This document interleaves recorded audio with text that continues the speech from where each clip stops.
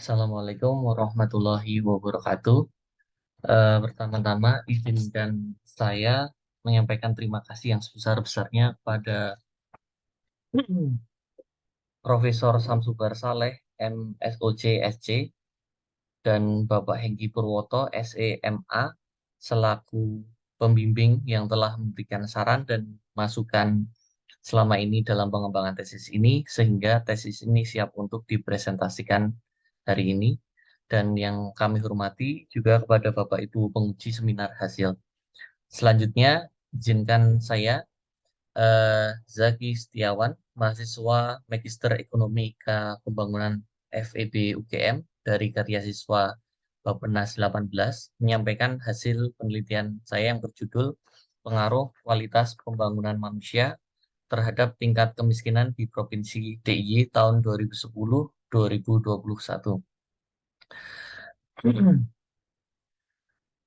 Presentasi kali ini akan saya sampaikan dalam beberapa bagian. Yang pertama, latar belakang. Yang kedua, metodologi penelitian. Yang ketiga, hasil dan pembahasan. Dan yang keempat, kesimpulan. Masuk ke latar belakang bagian pertama. Tujuan dari SDGs berfokus pada tiga tujuan yang mulia, yaitu pembangunan ekonomi, sosial, dan lingkungan. Yang secara lebih mendetail mengakhiri kemiskinan, mencapai kesetaraan, dan mengatasi perubahan iklim. Hal tersebut menjadi tantangan dalam mewujudkan pembangunan dalam jangka panjang. Pembangunan milenial sendiri saat ini mengembangkan pembangunan yang diukur dengan pembangunan manusia, di mana dilihat dari kualitas sumber daya manusianya. Untuk selanjutnya, ada urgensi pembangunan manusia di mana sebuah kemajuan diperlukan perbaikan kualitas manusia, walaupun adanya pembangunan fisik layaknya pembangunan jalan, rumah sakit, pabrik, dan lain-lain. Namun, jika kualitas pembangunan manusia kurang, maka modal fisik tidak dapat dimanfaatkan dengan maksimal. Latar belakang selanjutnya ialah kemiskinan nasional pada tahun 2022 sebesar 9,57% atau sebanyak 26,36 juta jiwa penduduk di Indonesia hidup di bawah garis kemiskinan. Jumlah penduduk miskin di Indonesia didominasi oleh provinsi-provinsi yang berada di Pulau Jawa yang juga memiliki kepadatan penduduk yang tinggi. Pulau Jawa menyumbang lebih dari 50% dari jumlah penduduk miskin, yaitu sebesar 13,9 juta orang pada tahun 2022, di mana lebih banyak berada di wilayah perkotaan dibandingkan dengan pedesaan. Dengan demikian, kemiskinan di Indonesia, khususnya di Pulau Jawa, masih menjadi bahasan utama sebagai masalah yang fundamental yang semakin mengkhawatirkan diperburuk dengan adanya pandemi COVID-19 lalu. DIY menjadi provinsi dengan persentase kemiskinan tertinggi di Pulau Jawa sebesar 12,28%. Selisih lebih dari 2% dari tingkat kemiskinan nasional yang menunjukkan bahwa upaya-upaya pemerintah DIY dalam menekan tingkat kemiskinan belum berjalan dengan optimal. Pemerintah DIY telah berupaya melakukan implementasi program-program pengentasan kemiskinan yang tertuang dalam Peraturan Daerah Nomor 11 Tahun 2019 tentang penanggulangan kemiskinan. Dengan tingkat kemiskinan yang tinggi, eh, DIY memiliki IPM yang terklasifikasi dalam kategori yang sangat baik dan hanya lebih rendah daripada Provinsi DKI Jakarta, yaitu sebesar 80,2 indeks poin. Selanjutnya, pendekatan komponen kualitas pembangunan manusia dalam penelitian ini terbagi menjadi tiga proksi, yaitu tingkat kesehatan, pendidikan, dan ketenagakerjaan, di mana pendekatan ini didasarkan dari beberapa literatur yang telah saya himpun, yaitu dari Kanpur dan Squire, Nainggolan, Jingan, dan Kartasasmita, di mana manusia pada hakikatnya merupakan sumber daya terbesar pada suatu bangsa, maka sebuah kemajuan diperlukan adanya perbaikan kualitas manusia. Sumber daya manusia dibutuhkan baik dipandang dari sisi kuantitas maupun kualitas. Aspek kualitas pembangunan manusia dipandang dari beberapa elemen, di antaranya yaitu tingkat kesehatan, pendidikan, dan kualitas tenaga kerja yang ada.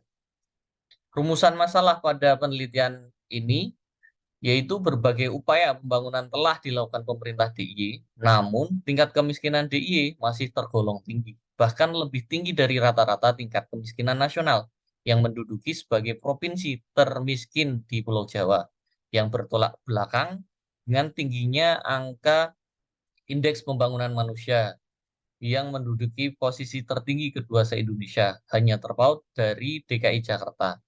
Hal ini tentunya harus menjadi perhatian serius bagi pemerintah dalam upaya pengentasan kemiskinan di DIY. Maka untuk menekan jumlah penduduk miskin di DIY diperlukan penelitian lebih lanjut mengenai faktor-faktor yang mempengaruhi tingkat kemiskinan DIY, khususnya yang berhubungan dengan pembangunan manusia. Pertanyaan penelitian yaitu bagaimana pengaruh kualitas pembangunan manusia terhadap tingkat kemiskinan di Provinsi DIY. Untuk tujuan penelitian yaitu menganalisis pengaruh kualitas pembangunan manusia terhadap tingkat kemiskinan di Provinsi DIY. Masuk pada bagian kedua, metodologi penelitian. Metode pengumpulan data. Penelitian ini menggunakan data panel gabungan dari data lintas sektor yang meliputi 5 kabupaten kota dan runtun waktu periode pengamatan 12 tahun dari 2010 hingga 2021. Menggunakan data sekunder dari BPS, variabel penelitian terdiri dari data persentase penduduk miskin, data morbiditas, data angka partisipasi murni primer, data tingkat partisipasi angkatan kerja, serta variabel kontrol ada dua yaitu PDRB real per kapita dan data belanja bantuan sosial. Untuk definisi operasional variabel, variabel dependent yaitu tingkat kemiskinan. Definisinya merupakan persentase penduduk miskin yang mempunyai kehidupan di bawah garis kemiskinan dan dibagi seluruh jumlah penduduk dengan satuan persentase. Variabel independen ada 3. Yang pertama tingkat morbiditas dengan definisi jumlah penduduk yang mengalami keluhan kesehatan yang mengganggu kegiatan harian selama 1 bulan terakhir dibagi dengan jumlah penduduk dengan satuan persen. Angka partisipasi murni primer yaitu rata-rata jumlah angka partisipasi murni SD dan SMP, yaitu proporsi anak sekolah pada suatu kelompok umur tertentu yang bersekolah pada tingkat SD dan SMP yang sesuai dengan kelompok umurnya, satuannya persen. Untuk variabel independen terakhir, tingkat partisipasi angkatan kerja, yaitu persentase penduduk yang berusia di atas 15 tahun yang termasuk dalam angkatan kerja, satuan persen. Untuk variabel kontrol, PDRB real per kapita, yaitu PDRB ADHK 2010 dibagi jumlah penduduk pada wilayah tersebut, satuan rupiah. Belanja bantuan sosial, yaitu pengeluaran dalam bentuk transfer dana dari pemerintah yang ditujukan pada masyarakat untuk perlindungan dari kemungkinan adanya resiko sosial, serta untuk peningkatan kesejahteraan masyarakat satuan rupiah. Untuk model analisis penelitian ini, yaitu TKMIT sama dengan B0 plus B1 MBDIT plus B2 APMPIT plus B3 TPAKIT plus B4 PDRBIT dan B5 BBSIT plus EIT. Di mana TKM tingkat kemiskinan, MBD tingkat morbiditas, APMP angka partisipasi murni primer, TPAK tingkat partisipasi angkatan kerja, PDRB real per kapita, BBS belanja bantuan sosial di 5 kabupaten kota, EIT merupakan komponen error di waktu T untuk cross section I. Model ini diadopsi dari penelitian sebelumnya Vijaya Kumar dan Olga, Ali dan Ahmad serta Hofmaser. Untuk analisis regresi data panel, untuk memperoleh model terbaik dilakukan beberapa uji, yaitu uji Chow, uji Houseman, dan uji Lagrange. Supaya memperoleh model regresi yang berkualitas pada estimasi, dilakukan uji asumsi klasik yang terdiri dari uji multikolinearitas, uji heteroskedastisitas, dan uji autokorelasi. Penelitian ini juga dilakukan uji statistik yang terdiri dari uji T, uji F, dan uji koefisien determinasi. Masuk bagian 3, hasil dan pembahasan. Untuk hasil analisis deskriptif sebagai berikut, yang terdiri dari variabel TKM, MBD, APM, TPAK, PDRB, dan BPS yang menghasilkan jumlah observasi rata-rata, standar deviasi, minimal dan maksimal yang berbeda-beda dari tiap-tiap variabel. Masuk pada pemilihan model estimasi, di mana regresi data panel dihasilkan common effect, fixed effect, dan random effect sebagai berikut dengan koefisien dan signifikansi pada level yang berbeda-beda. Hasil uji Chow penelitian ini menolak H0, maka terpilih fixed effect, dan uji Hausman juga menolak H0, maka terpilih model fixed effect pada penelitian ini. Masuk pada uji asumsi klasik, selanjutnya dilakukan uji asumsi klasik dalam regresi agar tidak menimbulkan bias dan bersifat Bayes linear unbiased estimator (BLUE). Hasil pengujian multikolinearitas menunjukkan nilai korelasi metrik berada di bawah 0,8 yang berarti model terbebas dari multikolinearitas. Selanjutnya, hasil pengujian homoskedastisitas menghasilkan keputusan tolak hipotesis 0 yang berarti varian dari error bersifat heteroskedastik dan melakukan uji autokorelasi dengan menggunakan uji Waldridge yang hasilnya juga mempunyai masalah autokorelasi. Dengan demikian, untuk mengatasi masalah tersebut, maka menggunakan robust standar error. Selanjutnya, hasil analisis data panel, estimasi fixed effect dengan robust standar error, MBD, variabel MBD, koefisien 0,3 sekian dengan robust standar error 0,01 sekian, T statistik 2,5, probabilitas 0,04. Untuk variabel APMP, koefisien minus 0,165559, robust standar error 0,05 sekian, T statistik minus 2,82, probabilitas 0,048, dan selanjutnya probabilitas F 0,0000 dan R square 0,7089. Dengan demikian, model estimasi sebagai berikut. TKMIT 36,933438, positif 0,0390141, MBDIT negatif 0,16559, APMPIT negatif 0,1787767, TPA-KIT negatif 0,1787767, PDRBIT plus positif 0,1836829, BPSIT plus EIT. Selanjutnya model dan interpretasi uji simultan. Untuk probabilitas variabel dihasilkan p-value dihasilkan 0,000 yang artinya nilai F signifikan sehingga variabel independen secara simultan berpengaruh terhadap variabel dependen. Untuk hasil koefisien determinasi variabel kualitas pembangunan manusia secara bersama-sama menjelaskan variasi tingkat kemiskinan pada masing-masing kabupaten kota di DIY sebesar 70,89%, sedangkan sisanya 29,11% dijelaskan oleh variabel lain di luar model. Untuk uji parsial, pengaruh morbiditas terhadap tingkat kemiskinan. Setiap kenaikan 1%,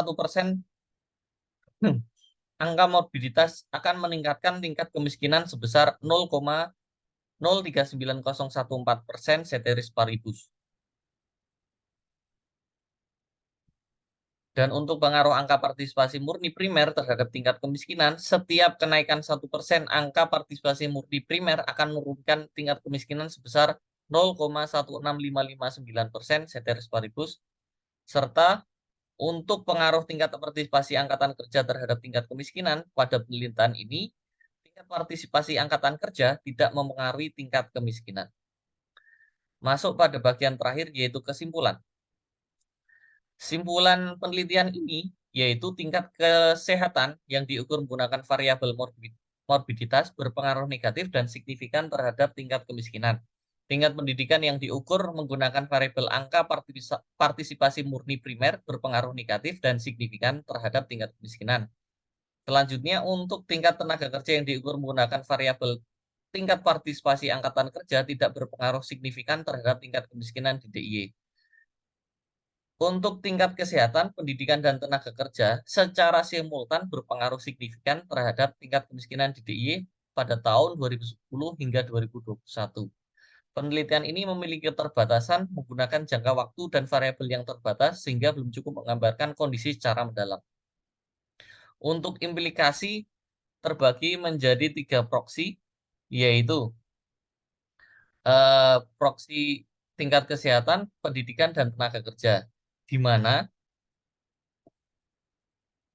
implikasi kebijakan pada tingkat kesehatan, yaitu anggaran kesehatan diharapkan untuk difokuskan untuk menekan angka kesakitan atau morbiditas masyarakat dengan program-program antara lain dengan melakukan penguatan program gerakan hidup sehat dengan membangun lingkungan yang sehat dan menggalakkan penyuluhan germas, peningkatan penyediaan air bersih, pemberian tambahan subsidi JKN yang tepat sasaran pada penduduk miskin, serta peningkatan pelayanan kesehatan dasar dengan memberikan kemudahan akses pelayanan secara gratis, peningkatan pengawasan obat dan makanan bekerja sama dengan BPOM dan farmasi, serta peningkatan kesehatan ibu anak KB dan kesehatan reproduksi, dan penguatan pengendalian penyakit menular dan juga tidak menular, serta menekan perbaikan gizi masyarakat khususnya terhadap stunting. Peningkatan kualitas layanan kesehatan tersebut akan memberikan dampak pada perbaikan kualitas kesehatan masyarakat secara menyeluruh dalam pengendalian angka kesakitan pada masyarakat. Untuk implikasi proksi tingkat pendidikan, anggaran di bidang pendidikan dialokasikan fokus pada peningkatan kesadaran masyarakat akan pentingnya pendidikan dasar dan pendidikan lanjutan dengan menggencarkan penyuluhan dan intensifikasi manajemen pendidikan dari dinas terkait kepada masyarakat agar tidak putus sekolah.